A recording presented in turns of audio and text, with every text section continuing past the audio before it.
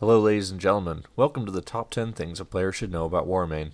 I know this isn't usually what I do, but I have been planning on making this video for a while. It aims to help people who are newer to Warmane or just new to private servers in general. Some of these will only apply to Warmane, but many of them can help you give you an idea of the key differences between private servers and Blizzard servers. So without further ado, let's kick it off. XP gained is greatly increased. Unless you are playing on Warmane's server Lordaeron, all XP gained is greatly increased. In the case of Warmane's Wrath of the Lich King servers, which are the most popular servers, the XP multiplier is times 7. This means that a player will gain 7 times more experience than they would if they played WoW back in the retail version of the expansion you are playing. This greatly changes the dynamic of the game and how leveling is approached, but I will address some of those differences later in the video.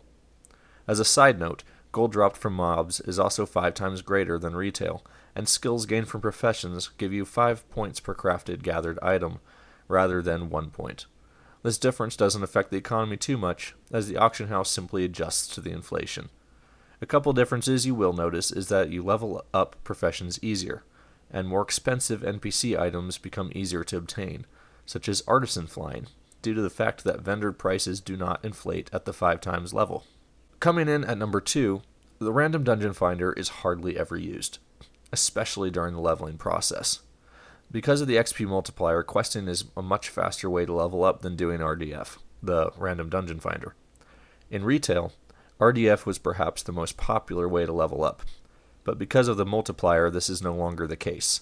You'll be frustrated if you queue up for it whilst leveling and expect it to pop, because chances are no one else is doing it. Save yourself the trouble and do some quests. You will find you will level out of areas very quickly. At level cap, the RDF queue works a bit better, but is still much slower than grouping up with other players manually.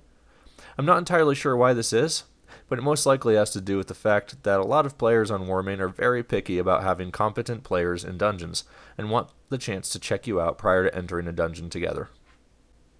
At number 3, global chat is your friend. In Warmane, there is a default channel called Global. It is similar to the trade chat that is used extensively in retail, but you can be joined to it all the time, not just when you are in a city. This channel is the lifeblood of the server, and nearly all players look for groups or people to add to groups through Global. It is trade chat on steroids. You will easily be able to find raids and dungeon groups through Global. It is also a good idea to post goods you want to sell manually into Global instead of trade chat, though I recommend you post to both, as some people who are automatically in trade chat may not be in Global, since Global tends to flood your chat box quickly. Global must be manually joined, and you can do so by typing /join global, and you can leave by typing /leave global in your chat box.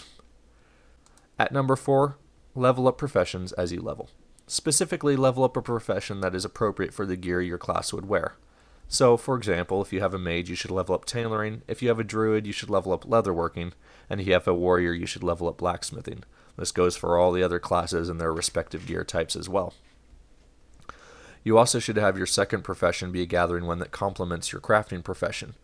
For tailoring, it shouldn't matter, since you gather cloth naturally by killing humanoids. But for leatherworking, you should pick up skinning, and blacksmithing you should take on mining.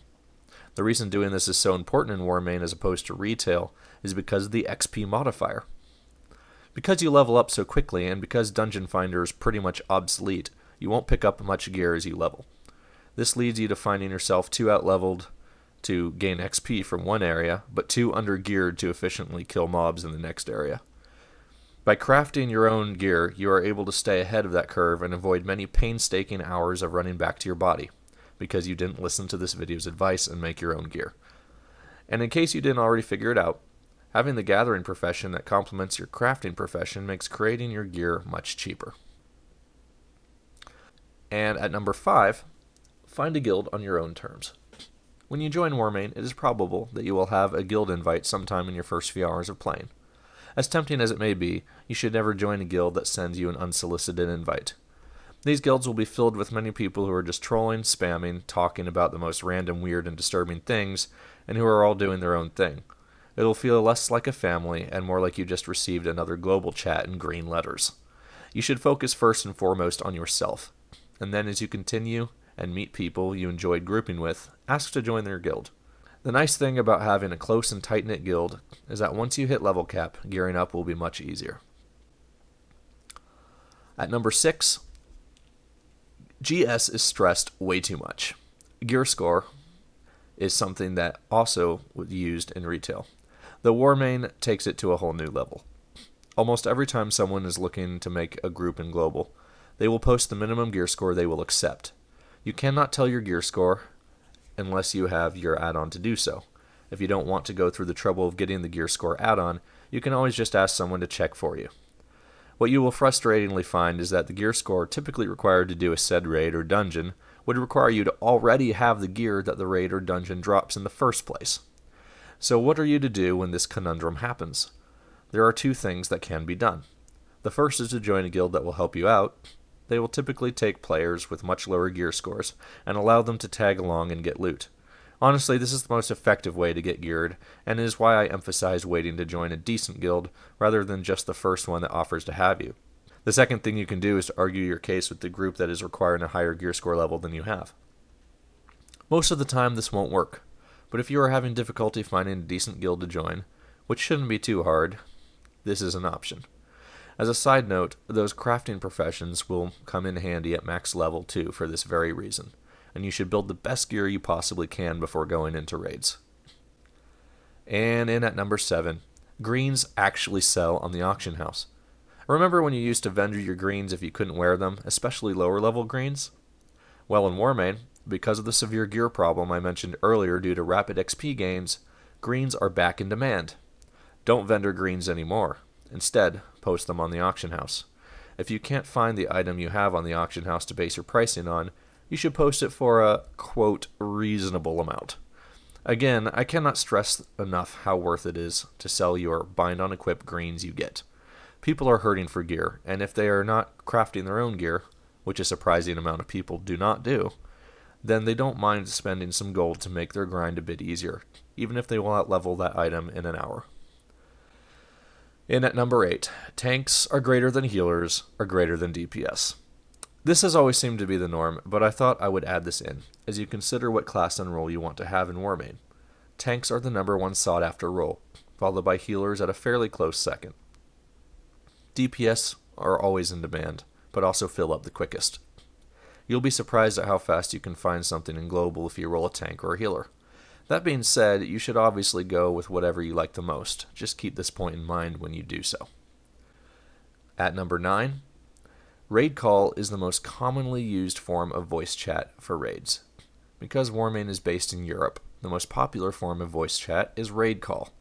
It's not that this program is hard to use or anything, it's just that if you are from the USA like me, you probably weren't expecting this.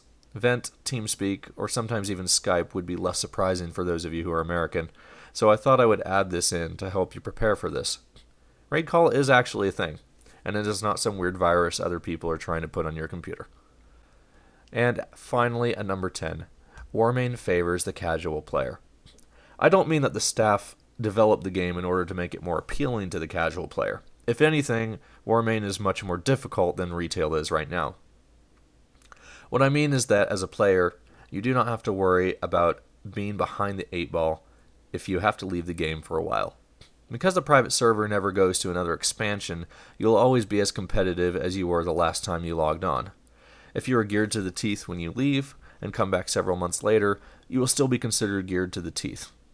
In this way, it makes playing Warmane a much easier thing to do as a busy working individual, which is a big reason why many prefer it over retail. That goes for any private server too.